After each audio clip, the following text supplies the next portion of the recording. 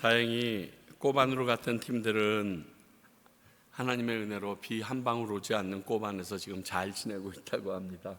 내일 오후에 내려오게 될 텐데 그 내려오는 길들 가운데 낙석이 굉장히 많이 떨어져 있는 것 같습니다. 이영길 선교사님께서 가시는데 그 낙석 때문에 너무 어려웠다고 하셔서 계속 지금 이번 주일까지는 이 비가 계속 올 것 같다고 하는데, 여러분들께서 기도해 주셔서 팀들 잘 무사히 와서 잘 떠날 수 있도록, 그리고 저희들 한 2주일 동안 이렇게 정신 똑바로 차리고 쉬고 있다가 또 2주일 뒤에 또 정신없이 밀려오는 팀들로 인해서 이 단기 팀들이 오니까요, 제가 시차가 바뀌더라고요. 전부 다 새벽에 들어오고 새벽에 나가니까 이게 들어오면 낮에 자야 되고 막 그래서 헷갈려서 이게 정신이 안 드는 것 같은데 여러분들 저만 그러겠어요? 우리 선교팀들도 특히 우리 장승원 선교사님네 그쪽으로 가는 사역팀들이 지금 7월 말까지 계속되고 있거든요. 지금 내년 2월 달에 또 팀들이 들어온다고 벌써 얘기해가지고 이게 참 거시기니 합니다. 근데 하나님께서 하시는 일이니까 거부할 수는 없고요. 내년 2월에 오는 팀들은 와서 중고등부 여기 있는 현지 한인 애들을 데리고 VBS까지 다 하겠다고. 그래서 심형진 목사 데리고 들어와서 찬양 사역도 하고 그래서 오케이, 막 다 들어와 다 해줄게 그랬는데 하나님께서 또 놀라운 일을 하시는 것 같습니다. 그걸 저희 교회를 통해서 이렇게 열어주시는 것에 대해서 감사드리고요. 정말 그 하나님의 은혜가 저희에게 계속 남아있도록 저희들의 믿음이 흔들리지 않았으면 좋겠습니다. 자, 오늘 우리 나눌 말씀은 히브리서 9장 16절에서부터 22절의 말씀입니다. 제가 이 히브리서를 쭉 여러분들과 함께 나누면서 느끼는 게, 히브리서의 설교를 하시는 분들은 딱 2가지입니다.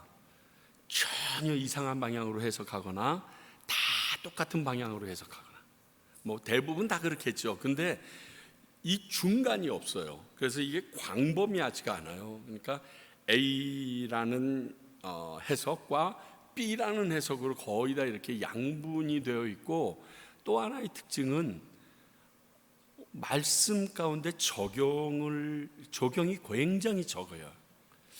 하나님께서 말씀을 주셨을 때 우리에게 이유가 있을 텐데 그 적용을 찾아내는 것이 우리들에게 굉장히 중요한 일이고, 그분의 성품을 찾아내는 게 굉장히 중요한 일인데 적용을 찾아내는 게 아주 쉽지가 않습니다.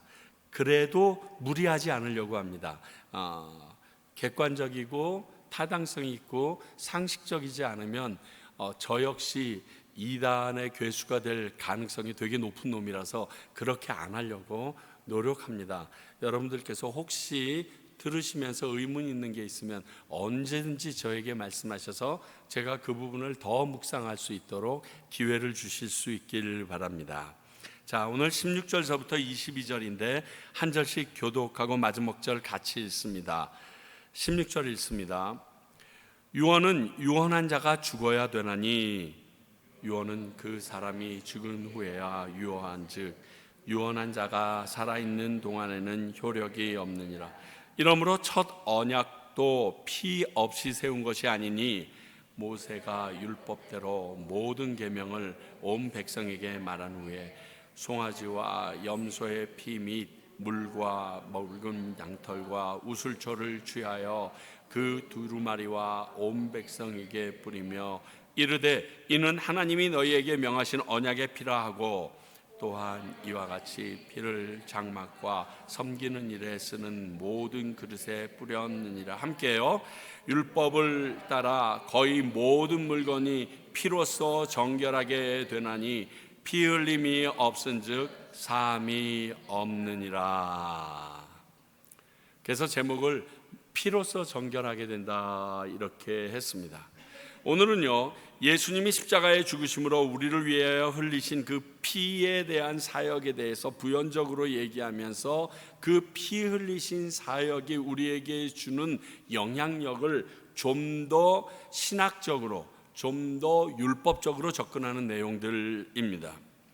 그런데 좀 생각해 봤습니다. 우리 세계어 성경 공부에도 함께 여러분들에게 질문했는데 왜 창조주이시고 전능하신 하나님이면서 예수님이 되셨던 그분이 꼭 죽어야만 했었을까? 전능하시잖아요. 우리 요즘에 민수기 보시잖아요. 보시면 무슨 말씀을 간혹 하십니까? 모세야, 내가 이 백성 싹 쓸어버리고 너로부터 다시 시작하겠다. 그게 가능하신 분이거든요. 그러니까 이스라엘 백성이나 이 땅에 있는 모든 민족, 사실 노아 시대에도 인간을 지은 것에 대하여 후회하시고 그들을 싹 쓸어버리고자 했는데, 노아가 의인이고 그들을 선택해서 그들 8명을 살려놓으시고 거기에서부터 일을 진행하셨거든요. 사실 싹 쓸어버린 거나 마찬가지예요. 사람들은 그게 가능하셨던 분인데 스스로가 꼭 죽어야만 됐는가? 다른 방법으로도 하실 수가 있는 능력이 있는 분인데 꼭 죽음을 택하셔야만 했는가?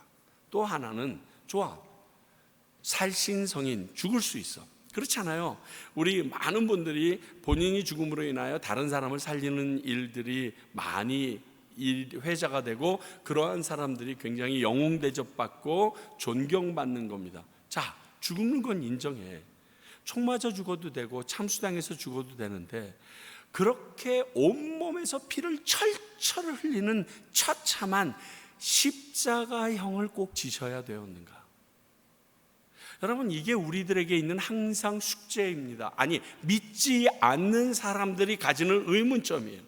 아니, 하나님이라며, 창조주라며, 왜 죽어? 없애버리고 새로 하든지 세뇌를 싹 시켜버리면 되지. 아니, 왜 또 죽는다고 치자.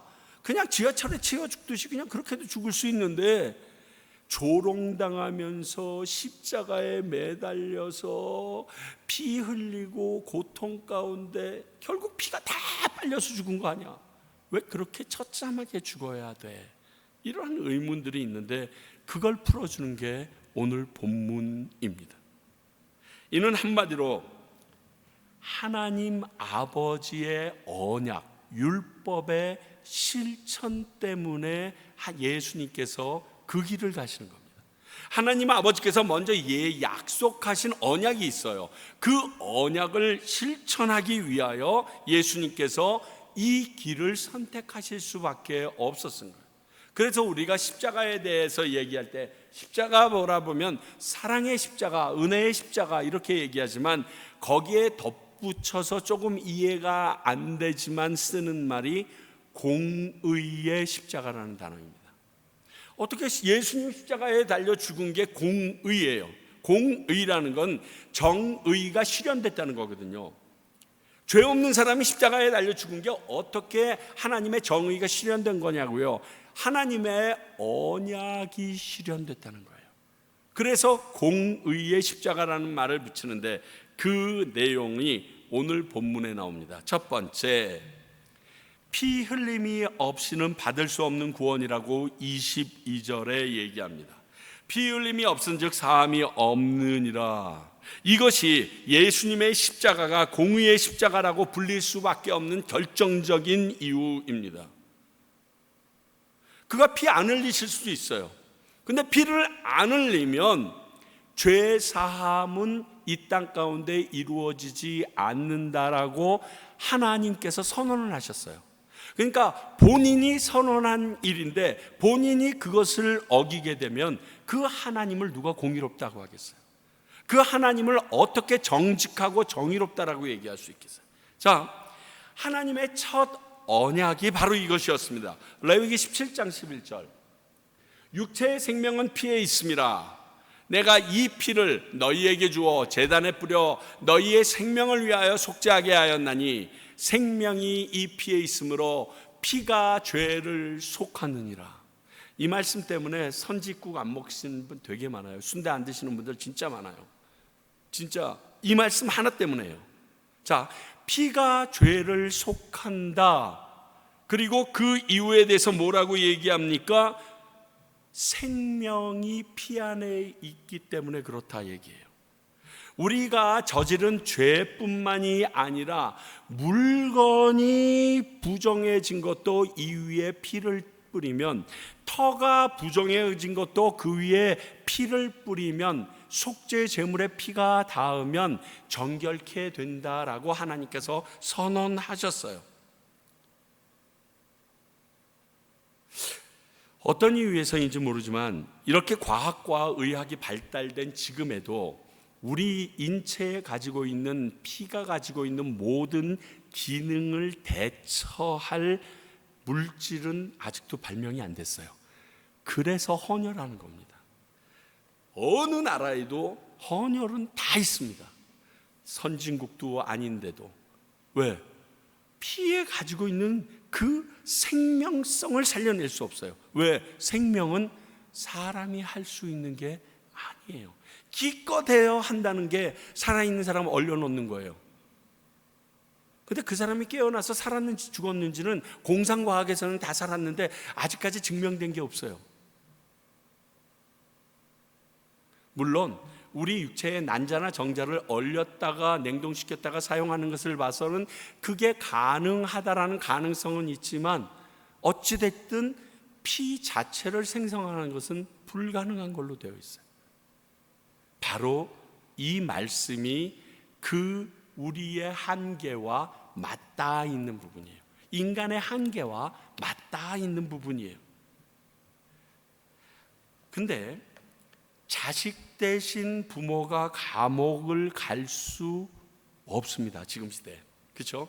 지금 시대에 저 원주민들은 뭘 어떻게 생각하는지 모르지만 애지간한 법을 가지고 있는 나라에서는 자식 때문에 부모가, 부모 때문에 자식이, 아니면 옆에 친구 때문에 자신이 대신 감옥에 가서 그 죄를 탐감해 줄 수 있는 법은 존재하지 않습니다. 옛날에는 있었어요. 대신 가는 것도 있었고 대신 치러주는, 지금은 그게 불가능합니다. 그러면 피로써 사함을 받는다. 그것도 내 피입니까? 제물의 피예요. 그러면 제물의 피로써 네 죄를 사해 줄게 하셨던 이 하나님의 언약은 뭘까요? 사실 은혜예요. 돈 주고도 살 수 있잖아요. 염소나 소나 비둘기는. 그러니까 그렇게 산 걸 가지고 내가 죽어 마땅한 죄인이야 팍 하고 목을 비틀어서 죽여가지고 거기서 피 짜가지고 내 대신 죽은 겁니다. 뭐 이러면 하나님께서 오이야 하고 허락해 주신다고 쓴 거예요. 이게 말도 안 되는 은혜예요. 그런데 이걸 은혜라고 생각하지 않고요, 그 일이 계속 반복되면 뭔지 아세요? 습관이 되고요, 짜증나요. 꼭 이렇게까지 해야 돼, 이렇게 생각해요. 은혜는 어디 갔는지 없어져 버렸어. 우리가 교회 나와서 예배드리는 것, 하나님의 은혜로 구원받은 것에 대해서 이러한 심정으로 사는 거랑 거의 똑같아요.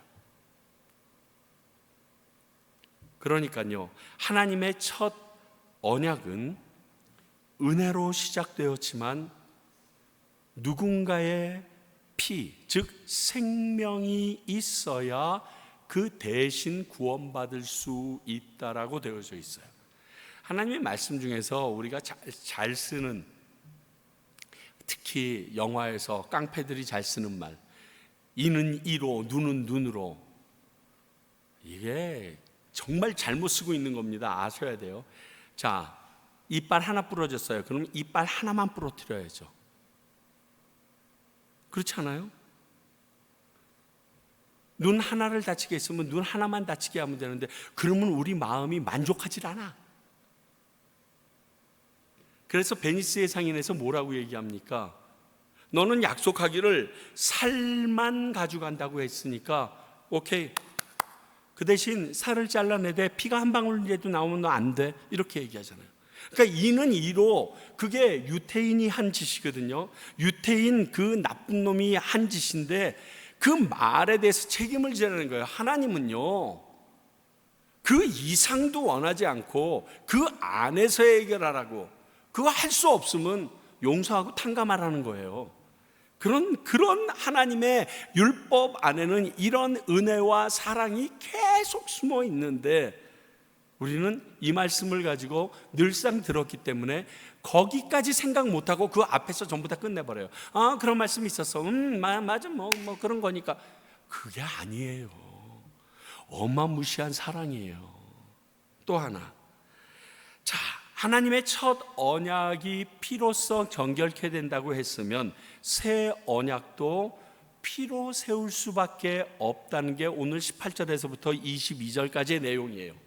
첫 언약이 그렇게 세워졌거든. 그러니까 새 언약이 나와도 그럴 수밖에 없어. 왜냐하면 하나님의 율법은 예수님이 뭐라고 그랬어요? 1.1획도 사라지지 않는다고 그랬어요. 그러면 하나님의 말씀의 연장선상에서 그 일이 완성돼야 되는 거예요. 그러니까 하나님께서 피로 말미암지 않고는 생명을, 구원을 받을 수가 없다, 정결케 될 수 없다 했으면 그 다음에 새 언약도 어떠한 방법의 피인지 모르겠지만 그 누군가의 피로 의하지 아니하면 속죄함을 못 받는 거예요. 이거는 정한 사실인 거예요. 누군가 죽어야 되고 누군가 그로 인하여 피를 흘려야 되는 거예요. 구속은 이 하나님의 약속 안에서 대속 제물이 있어야 효력이 있는 거예요. 그래서 지난주까지 나눈 단 한 번의 이 일이 가능케 한 대속 제물 되셨던 하나님의 아들 흠없는 예수 그리스도의 순전한 피가 되었어야만 했던 것입니다. 이것이 오늘 말씀의 18절에서부터 22절까지의 내용이에요. 그러면 순서를 바꿔서 갑자기 유언의 효용성에 대해서 16, 17절에서 이야기합니다. 여러분 16, 17절만 같으면요 정말 뭐 잠언 같아가지고 보는 그대로 그냥 생짜로 먹어도 돼요. 너무 당연한 말이잖아요. 유언은 유언한 자가 죽어야지 그 효력을 발휘한다. 살아있는 동에는 효력을 발휘하지 못한다. 우리 다 알고 있는 사실이에요. 조금 뜬금없지만 유언을 한 자가 죽어야 효력이 발생한다라고 말합니다. 당연합니다. 근데 이 말을 왜 지금 했을까요? 그래서 제가 말씀을 구분해서 여러분들에게 드리지만 앞에서부터 순서대로 말씀을 나누는 이유가 여기 있습니다. 자, 바로 앞에 있는 히브리서 9장 15절 볼게요. 이로 말미암아 그는 새 언약의 중보자시니 이는 첫 언약 때에 범한 죄에서 속량하려고 주구사 부르심을 입은 자 우리들로 하여금 영원한 기업의 약속을 얻게 하려 하십니다.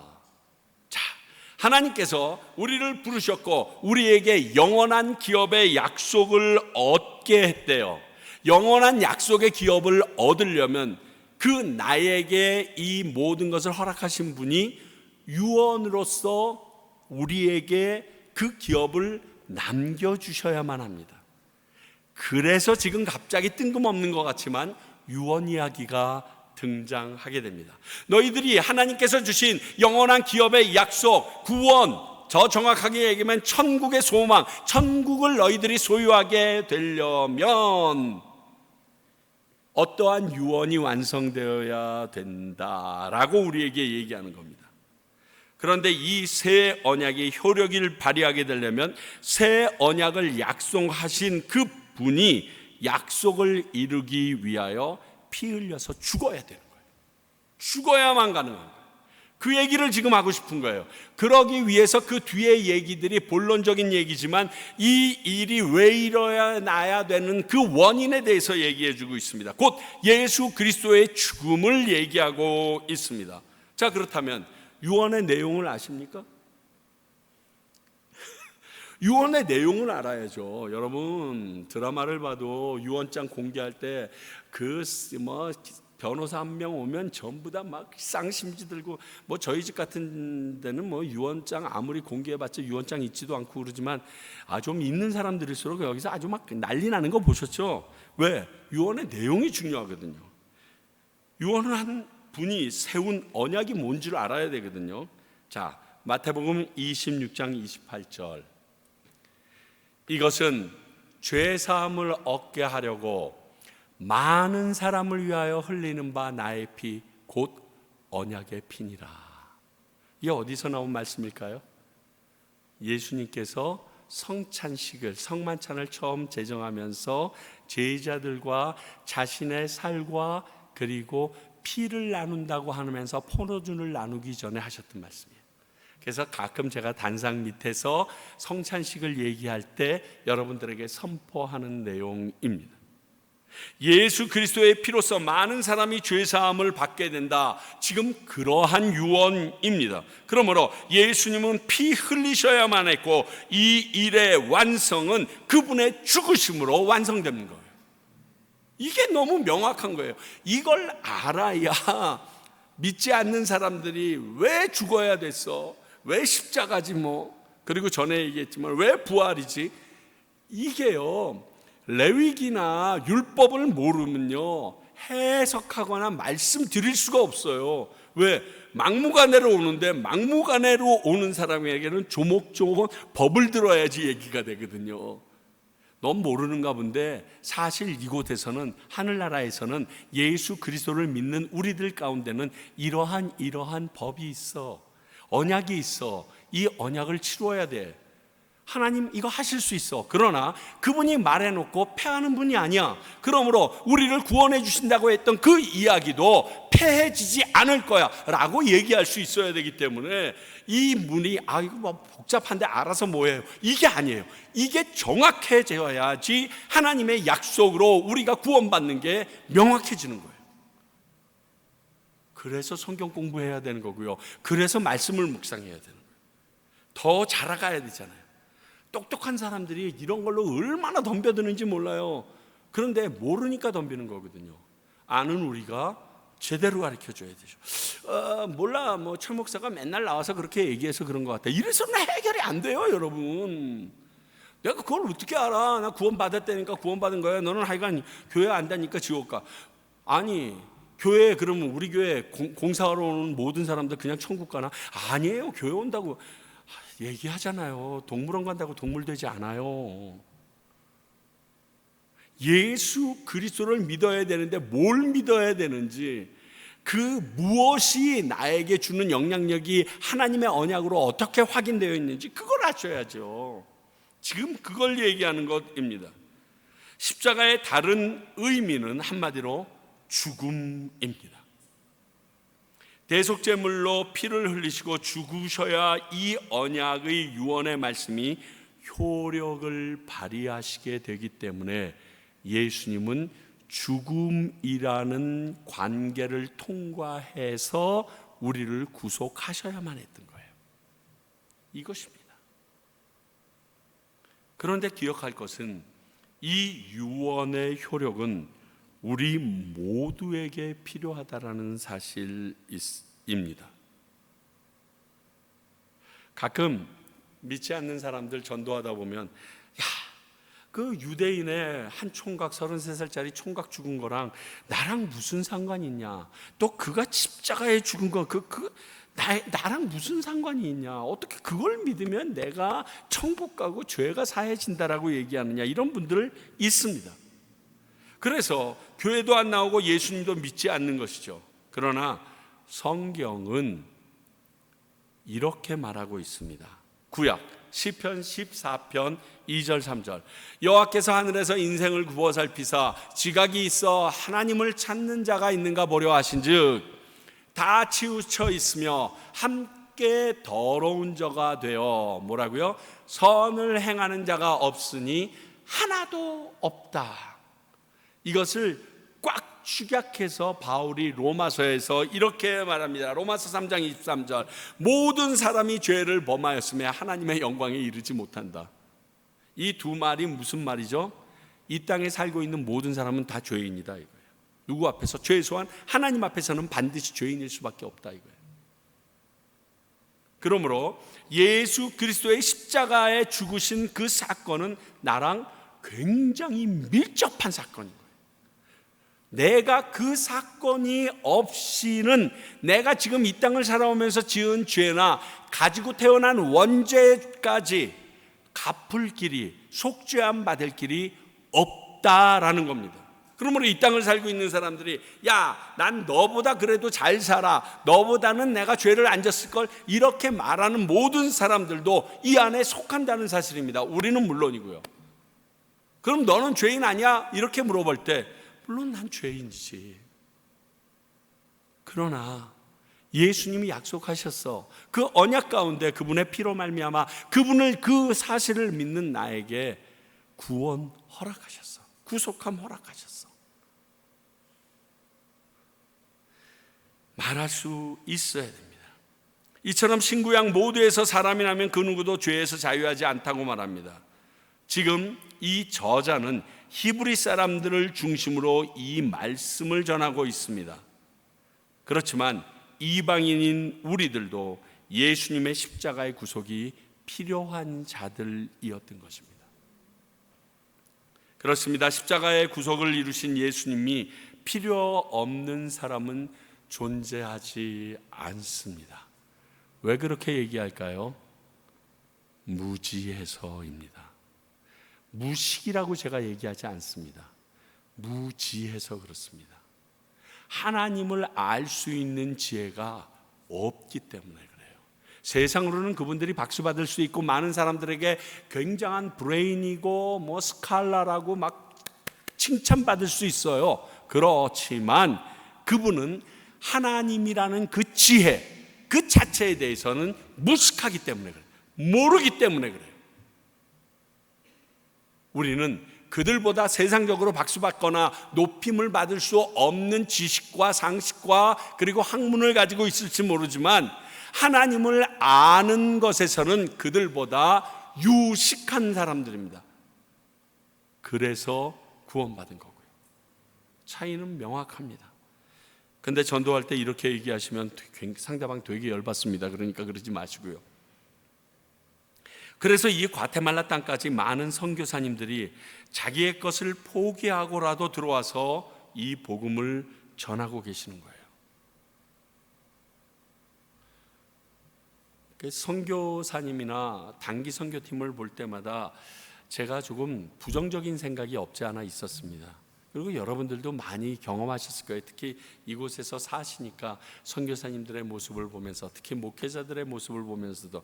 그러나 여러분, 자기가 살고 있던 생존의 터에서 모든 것을 내려놓고 예수 그리스도를 전하려고 다른 곳으로 하다못해 3박 4일이라도 시간을 내놓고 들어온다는 거 쉬운 것 같으세요?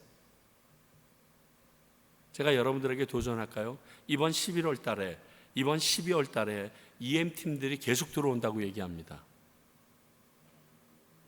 여러분, 회사에서 여러분들이 휴가 가거나 놀러 갈 때는 3박 4일 쉽게들 빠지실 수 있지만 내가 그것을 위하여 3박 4일 여러분들이 그들을 통역해주고 그들과 함께 하길 원합니다. 그러면 몇 명이나 지원하는가 제가 볼 것입니다.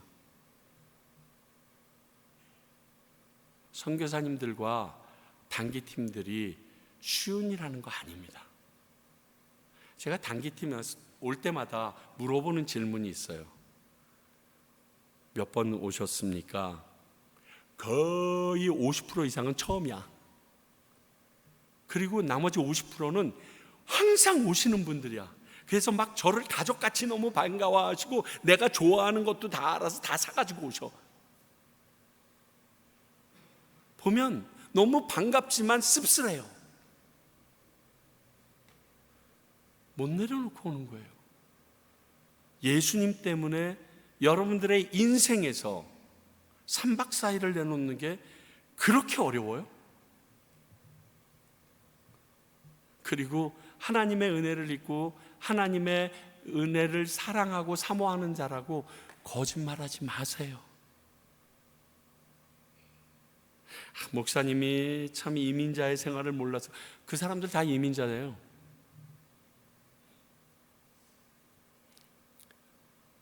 여러분들보다 어쩌면 더 육체적인 처참한 일을 하시는 분들일 수도 많아요.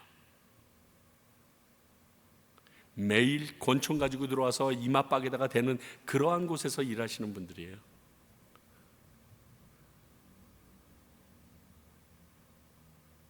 이것이 오늘의 내용입니다. 그러면 나는 이 말씀 속에서 어떤 부분을 내 것으로 잡아야 되는가?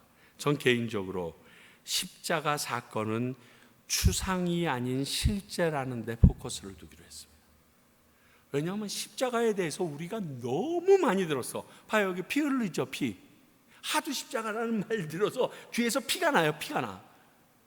그런데 이걸 실제로 느끼는 게 아니라 그저 모든 사람이 알고 있는 일반 상식으로만 알고 있어요.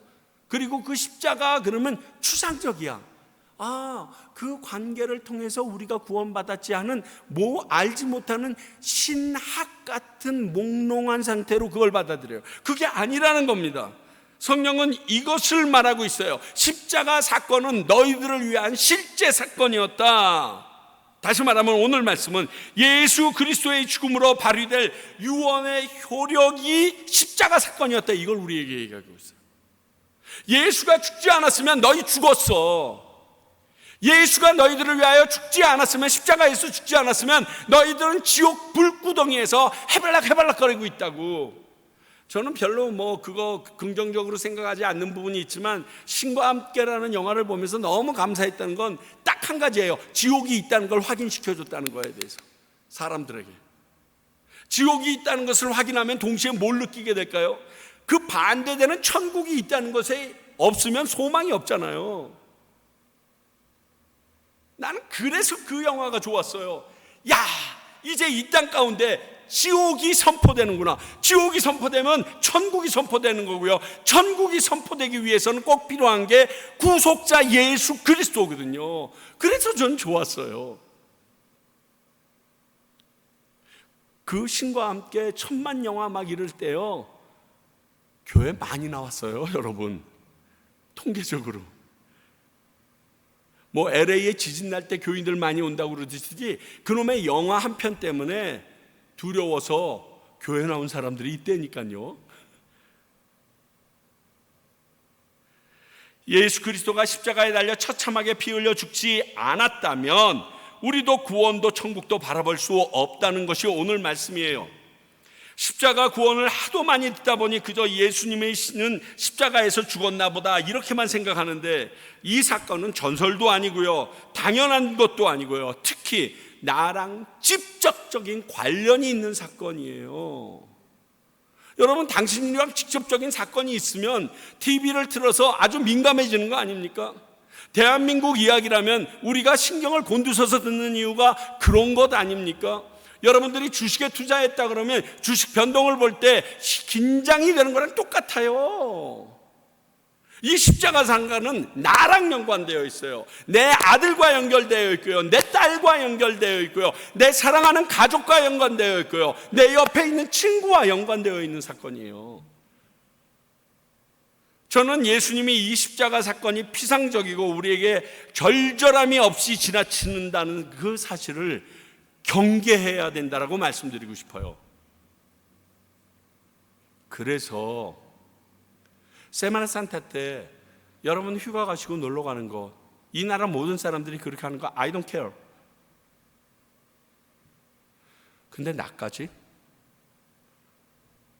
그때밖에 없는데요. 그렇게 얘기하면 저 드릴 말씀 없어요. 근데 전에도 말했지만 다 알잖아요. 세마나 산타가 왜 있는지. 예수님이 나를 위하여 고난당하시고 십자가에 달려 죽으셨기 때문에 세워진 절기예요. 근데 예수님은 없고 절기만 남았어. 이 다음에 요 문제 하나 가지고만 하나님 앞에서 뭐라고 대답할지 여러분 생각해 보셔야 돼요. 그래서 내년도에는 일주일 내내 저녁 집회 할 거예요. 여러분 한 명도 안 오셔도 좋아요. 근데 전 그냥 할 거예요. 이 동네 모든 교회들이 안 한다고 해도 상관없어요. 저는 할 거예요. 왜? 그 십자가 사건이 나랑은 너무 절절한 사건이기 때문에, 그 사건이 없었으면 나는 구원받지 못했고, 그 사건이 없었으면 지금 이렇게 서서 내가 외칠 이유가 없기 때문에 저는 반드시 할 거예요.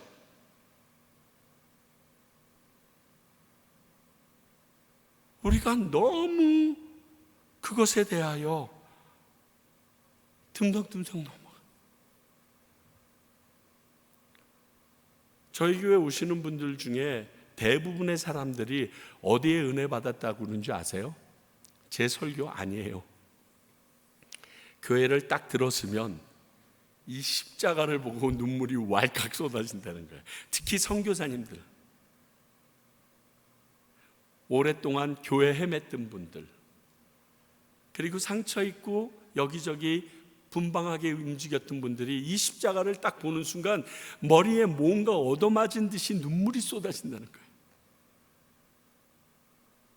근데 대부분 그날뿐이야.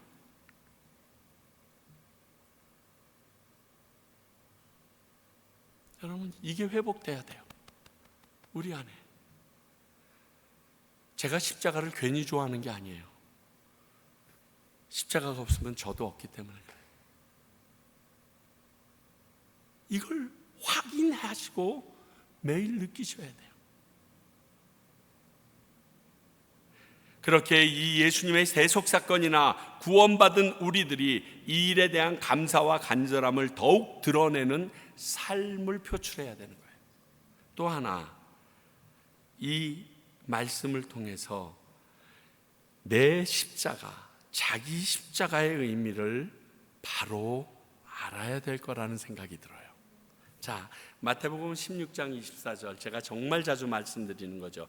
이에 예수께서 제자들에게 이르시되 누구든지 나를 따라오려거든 자기를 부인하고 자기 십자가를 지고 나를 따를 것이다.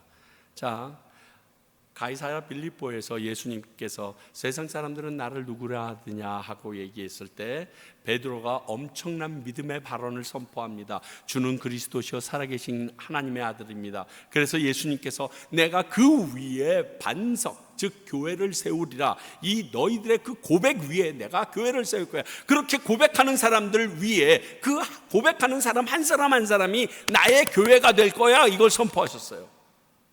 그렇게 하고 처음으로 내가 이제 그 일을 위하여, 너희들이 그렇게 반석 위에 세워진 교회가 되기 위하여 나는 고난을 당하고 십자가에 달려 죽으니 3일 후에 살아나게 될 거야 얘기합니다. 그랬더니 베드로가 막습니다. 아니, 내가 그렇게 고백한 건 뭐 하나님이 하셨는지 뭔지 모르겠지만 내가 당신을 따라다니는 이유는 당신이 왕이 되면 좀 좋은 자리라도 앉고 싶어서 그런 건데 그건 안 되지. 그랬더니 하신 말씀이세요. 야, 너희들 나 진짜 따르려고 그러니? 그러면 자기 부인하고 자기 십자가를 지고 따라야 돼요. 그래서 필요한 것이 이것입니다. 과연 나의 십자가가 어떤 것을 의미하고 있는가요? 왜냐하면 우리는 스스로 예수님을 따라가는 사람들이라고 말하고 나며 사역자가 아니어도 그런 제자의 삶을 사는 존재라고 스스로들 믿고 있어요. 그렇게 돼야 된다라고 우리들은 알고 있기 때문에 그렇습니다. 실제적으로 피부에 와닿는 십자가를 알아야 합니다. 내 십자가.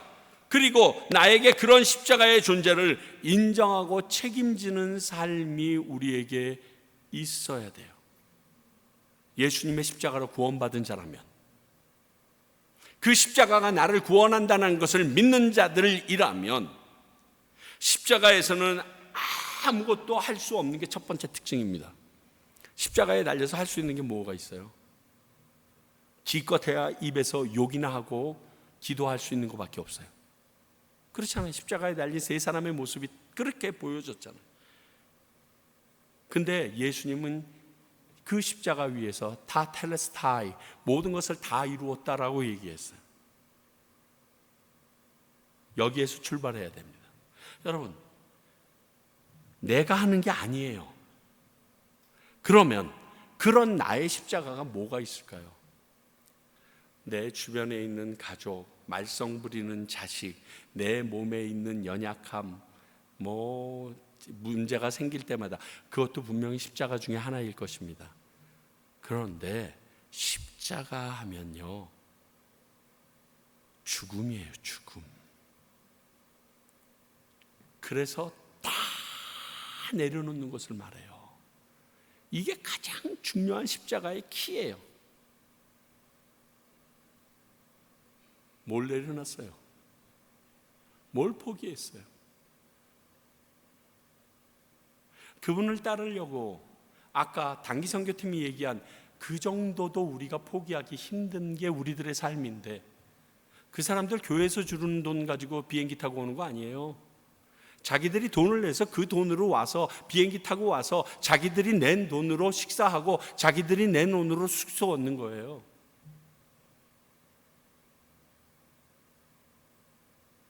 선교지에 있으면서도 작년 1년 동안 4번에 걸쳐서 선교지에 가봤지, 선교지에 언제 우리가 쉽게 갔습니까?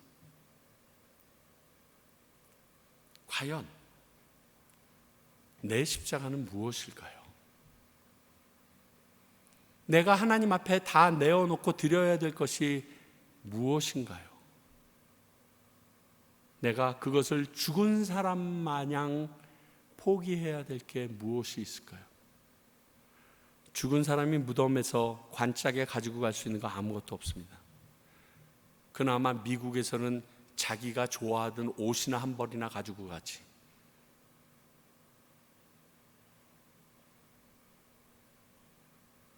사랑하는 성도 여러분, 오늘 말씀은 십자가 사건이 나에게도 일어나야 될 사건이라는 것을 알려주고 있어요.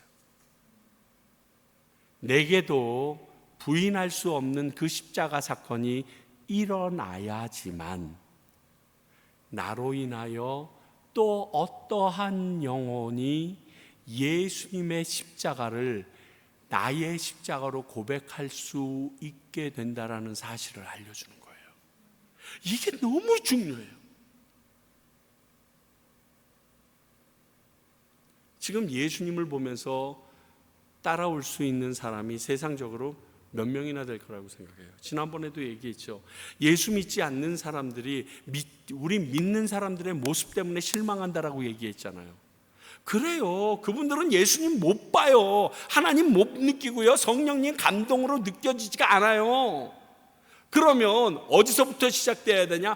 내가 지고 있는 십자가, 내가 포기하는 나 자기 자신, 거기에서부터 그분들은 보고 들어오는 거예요.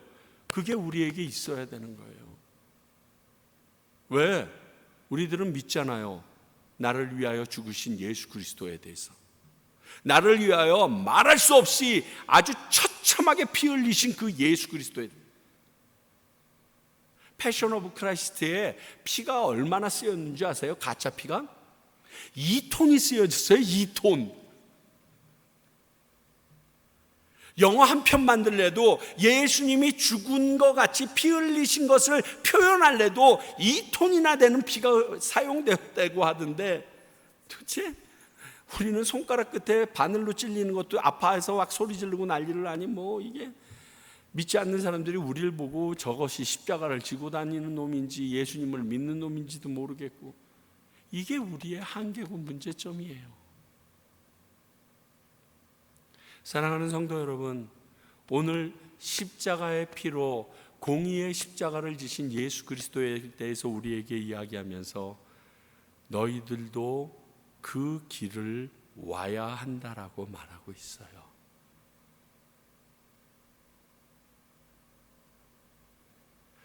그 십자가의 길 나도 걸어야 된다라고 찬양만 하지 마시고요. 한번 해봅시다. 조그만 것부터. 11월 달에 한 번 있고요. 12월 달에 한 번 있어요. 한번 저질러 봅시다. 하나님이 그런 우리를 통하여 무엇을 보게 하시고 무슨 일이 일어나게 하시는지, 그리고 그 하나님을 내가 먼저 만납시다. 기도하겠습니다. 하나님 아버지, 예수 그리스도의 십자가 사건이, 아니 우리를 위하여 그 십자가에서 처참하게 피 흘려 물과 피를 다 쏟으신 사건이 하나님 아버지의 첫 번째 언약 사건이었고, 그게 이루어지고 예수 그리스도가 죽음으로 말미암아 새 언약이 시작되었다는 것을 오늘 들었습니다. 그리고 그 새 언약을 믿고 살아가는 우리들이 자기 십자가를, 자기를 부인하고 자기 십자가를 얼마나 지었는가 한번 돌아보았습니다. 아버지요, 우리가 그 노력으로 구원받은 건 아니지만 예수 그리스도의 그 고난과 죽음과 부활로 구원받은 자들이라면 주님이 다시 오실 그 심판을 준비하는 저희들이 이렇게 살아서야 되겠습니까? 나를 돌아보게 하시고 나 스스로가 그 십자가에 대하여 담대함을 가질 수 있게 도와주시옵소서. 질 수 있는 능력도 주님 주시옵소서. 지금은 우리 주 예수 그리스도의 은혜와 하나님 아버지의 크신 사랑과 성령님의 이 모든 것이 이해되어지고 믿어지게 하시고 살아갈 도움과 능력 주심이 오늘 그 주님이 지신 십자가를 나도 함께 따라지기 원한다고 고백하는 주님의 귀한 백성들과 그 고백 위에 세워진 평강교회와 또 그 고백을 믿음으로 실천하였기에 지금도 복음을 들고 이 땅 가운데 무지한 그들에게 예수 그리스도 하나님의 법을 가르치고 있는 선교사님들 위해 이제로부터 영원히 함께 하시기를 간절히 축원하옵나이다.